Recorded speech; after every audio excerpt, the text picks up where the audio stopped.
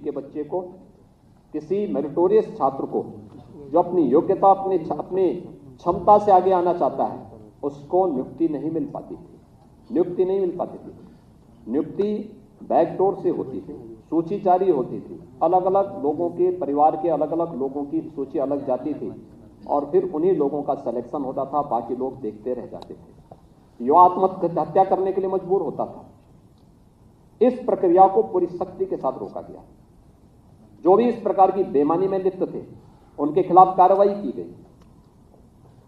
स्वाभाविक रूप से जिन लोगों ने कभी अच्छा किया ही नहीं, तो जब अच्छा होगा तो उनको बुरा तो लगेगा ही, क्योंकि वे एक्सपोज हो रहे हैं और इसलिए दुष्प्रचार का भी सहारा लेते हैं। तमाम दुष्प्रचार करेंगे, तमाम प्रकार के अनर्गल प्रलाप करेंगे। उनसे ही पूछा जाना चाहिए, जब उनकी सरकारें थी तब क्या कर रहे थे? क्यों नहीं भर्ती की प्रक्रिया पारदर्शी तरीके से संपन्न हो पा रही थी और क्यों बार बार न्यायपालिका को इन भर्ती की प्रक्रियाओं को रोकना पड़ा था? याद करिए, हम लोग आए तो 1,55,000 से अधिक तो केवल पुलिस के कार्मिकों के पद खाली पड़े थे, जिनको हमने एक समय सीमा के अंदर पूरा भर दिया। वे सभी पुलिस कार्मिक आज के दिन पे फील्ड में अपनी सेवाएं प्रदान कर रहे हैं। 1,64,000 शिक्षकों की भर्ती बेसिक, माध्यमिक और उच्च शिक्षा में हम लोगों ने संपन्न की। क्यों नहीं भर्तियां 17 के पहले संपन्न हो गई? अधीनस्थ सेवा चयन आयोग, माध्यमिक या उच्चतर शिक्षा चयन आयोग से जुड़े हुए या उत्तर प्रदेश लोक सेवा आयोग या अन्य भर्ती बोर्ड से जुड़े हुए चयन की प्रक्रिया में जो 6.5 लाख नौजवानों को प्रदेश के अंदर नौकरी मिली, ये 2017 के पहले क्यों नहीं मिल पाई?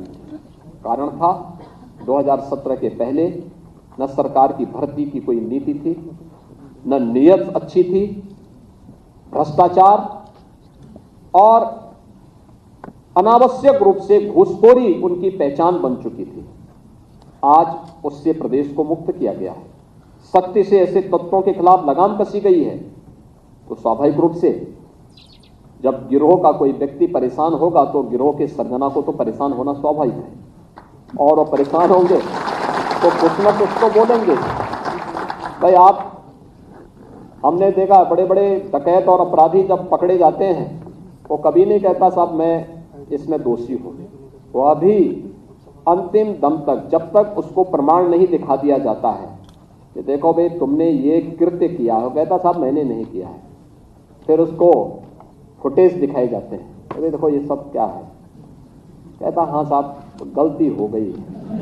तो यही कहते हैं, ये वही लोग हैं जो गलती करते हैं स्वीकार नहीं करेंगे, लेकिन इनको इनके फुटेज दिखाने पड़ते हैं, बताने पड़ते हैं और फिर इनको एहसास कराना पड़ता है तुमने गलती की है और इसलिए प्रदेश की जनता बार बार तुम्हें ठुकरा रही है, बार बार ठोकर मार रही है।